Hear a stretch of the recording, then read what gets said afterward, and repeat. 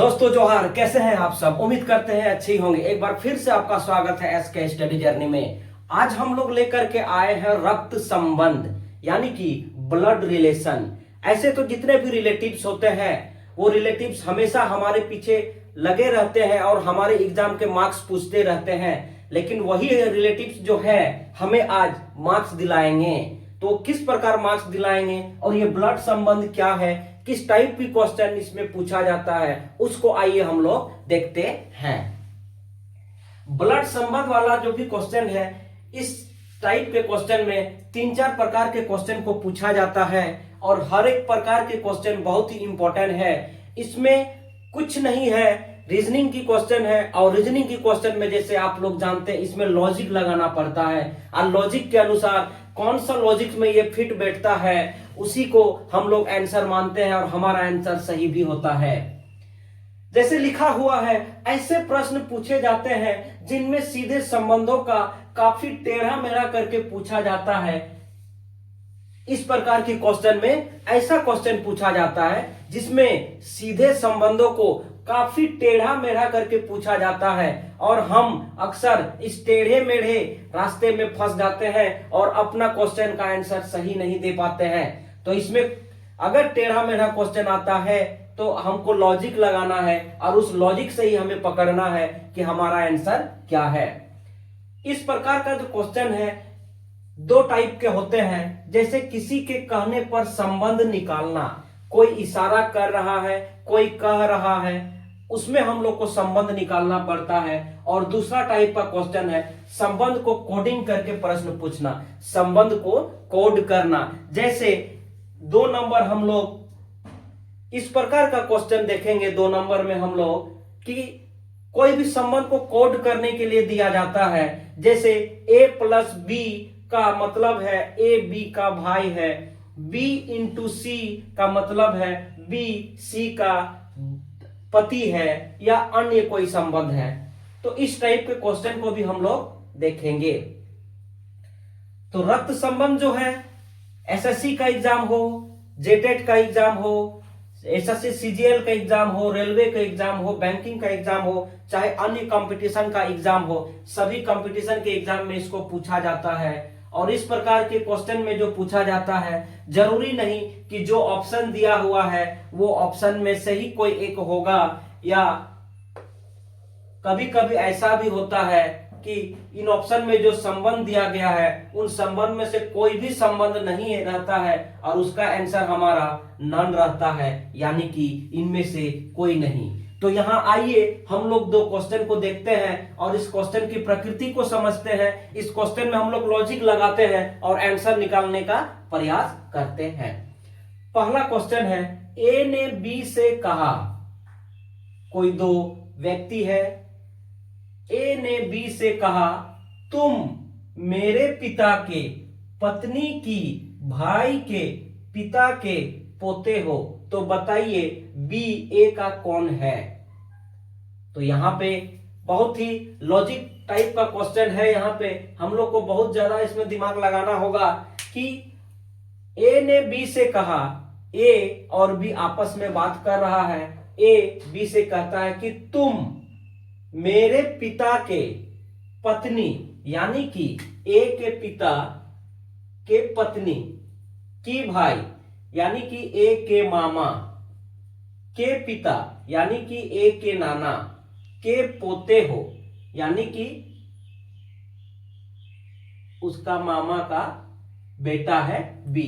तो बताइए बी ए का कौन है। तो यहां पे हमें ऑप्शन में दिया गया है सगा भाई, ममेरा भाई, मौसेरा भाई, मामा या नन, इनमें से कोई नहीं। तो थोड़ा सा लॉजिक हम लोग लगाएंगे। तो लॉजिक लगाने के बाद हमें मिलता है कि ए और बी का संबंध ममेरा भाई से है, वो दोनों एक दूसरे का ममेरा भाई है। उसी प्रकार हम लोग 2 नंबर क्वेश्चन को देखते हैं। आप लोग वीडियो को पॉज करके इस क्वेश्चन का आंसर पहले आप लोग दे सकते हैं, इसके बाद हम लोग इसको सॉल्व करेंगे और देखते हैं कि आपका आंसर और हमारा आंसर में मैच खाता है कि नहीं।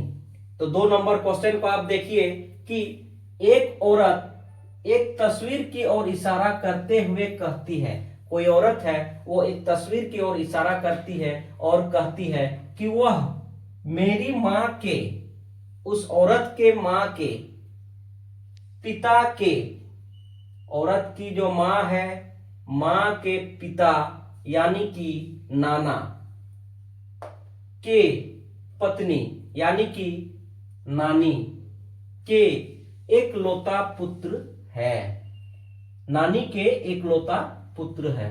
वह औरत उस व्यक्ति से कैसे संबंधित है? नानी के एकलौता पुत्र या नाना के एकलौता पुत्र है। तो हम उस औरत के जगह में खुद को रख सकते हैं और इस प्रकार से भी हम लोग संबंध को निकाल सकते हैं। हमारे नाना के एकलौता पुत्र, हमारे नाना के एकलौता पुत्र। तो आप समझ सकते हैं कि उस औरत का उस व्यक्ति से किस प्रकार संबंधित होगी।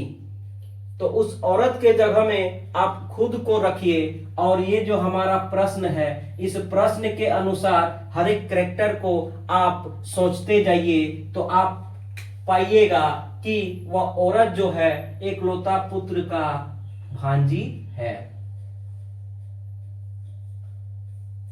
इस प्रकार के क्वेश्चन को बनाने में एक और ट्रिक यही है कि जिसके बारे में पूछा जा रहा है उसके स्थान पर खुद को रखिए और खुद को रख करके जो क्वेश्चन में दिया गया है उस कैरेक्टर को आप संबंधित करते हुए जाइए, तो आपको क्वेश्चन का आंसर निकालने में बहुत ही आसानी से मिलेगा और क्वेश्चन का आंसर निकालने में बहुत ही आसान बुझाएगा या आसान लगेगा।